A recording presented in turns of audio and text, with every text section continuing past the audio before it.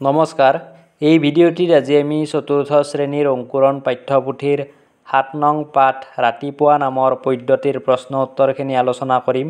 সেয়েহে আপোনালোকে ভিডিঅ'টি প্ৰথমৰ পৰা শেষলৈ চাব। যদি ভিডিঅ'টি ভাল পায় তেতিয়াহ'লে লাইক কৰিব আৰু প্ৰথমবাৰ যদি চেনেলটো ভিজিট কৰিছে তেতিয়াহ'লে চেনেলটি ছাবস্ক্ৰাইব কৰি ল'ব। উত্তৰ দিয়া। ক নং প্ৰশ্ন, পদ্যটোত সোণফেৰীক কি কৰিবলৈ কোৱা হৈছে? উত্তৰ, পদ্যটোত সোণফেৰীক টোপনিৰ পৰা উঠিবলৈ কোৱা হৈছে। খ নং প্ৰশ্ন, ৰীনা, মীনা, বীণা সকলোৱে শুই উঠি কি কৰিছে? উত্তৰ, ৰীনা, মীনা, বীণা সকলোৱে শুই উঠি কিতাপ পঢ়িছে। গ নং প্ৰশ্ন, পুৱাৰ বেলি ওলোৱা দিশটো কি? উত্তৰ, পুৱাৰ বেলি ওলোৱা দিশটো হ'ল পূব।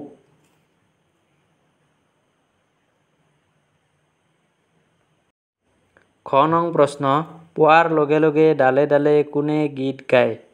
উত্তৰ, পুৱাৰ লগে লগে ডালে ডালে চৰাইয়ে গীত গায়। ঙ নং প্ৰশ্ন, ফুলে ফুলে উৰি মৌ-মাখিয়ে কি কৰে? উত্তৰ, ফুলে ফুলে উৰি মৌ-মাখিয়ে মৌপান কৰে। প্ৰথম চ, কবিয়ে মন থিৰ কৰি কি কৰিবলৈ কৈছে? উত্তৰ, কবিয়ে মন থিৰ কৰি পঢ়িবলৈ কৈছে। ইয়াৰে পিছৰটো প্ৰশ্ন, পদ্যটোত উল্লেখ কৰাৰ দৰে পুৱাৰ লগে লগে কি কি হয়? ক, পূব আকাশত ৰঙা বেলি ওলায়। খ, গছে গছে চৰাইয়ে গান গায়। গ, মৌ-মাখিবোৰে ফুলে ফুলে মৌ পান কৰে। ঘ, পুথি মেলি লৈ সকলোৱে নিজৰ নিজৰ কিতাপ পঢ়ে। ঙ, গছে গছে ফুল ফুলে। বাওঁফালৰ শব্দবোৰৰ অৰ্থ সোঁফালৰ শব্দৰ লগত মিলাই লিখা। গিৰিহাই মানে বেগাই শীঘ্ৰে গিৰিশকৰে। ঘপৰাই ততালিকে বেগেতে ঘপ কৰে। এতে পৰ ইমান সময়ে অতপৰে। উলাহত আনন্দত। কিছুপৰ মানে হৈছে অলপ সময়। চেও ধৰি গীতৰ লগত মিলাই নাচৰ অংগী ভংগী ধৰি। ইয়াৰ পিছৰ প্ৰশ্ন, পদ্যটোৰ পৰা একবচন আৰু বহুবচন বুজোৱা শব্দবোৰ লিখা। একবচন, তুমি, বেলি, আকাশ, সোণফেৰী। বহুবচন, চৰাইবিলাক, সকলোৱে, ক'তনো ফুল, মৌ-মাখি বিলাক।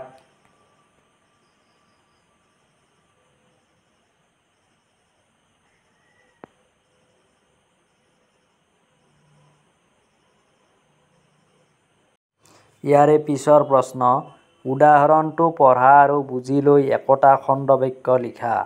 ক, প্ৰতিটো ডালতে, ডালে ডালে, চৰাইবোৰে ডালে ডালে গান গাই আছে।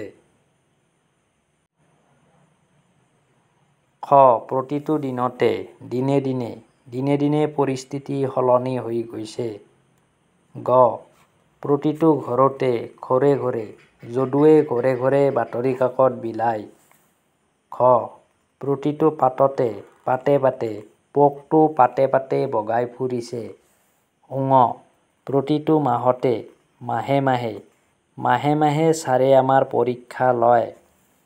প্ৰথম চ, প্ৰতিটো বছৰতে, বছৰে বছৰে, বছৰে বছৰে আমাৰ ঠাইখনৰ উন্নতি হৈছে।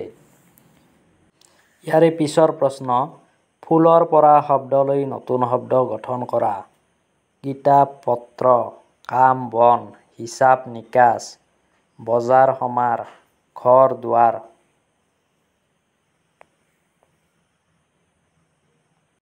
তলৰ শব্দবোৰ তেনেদৰে লিখো আহা।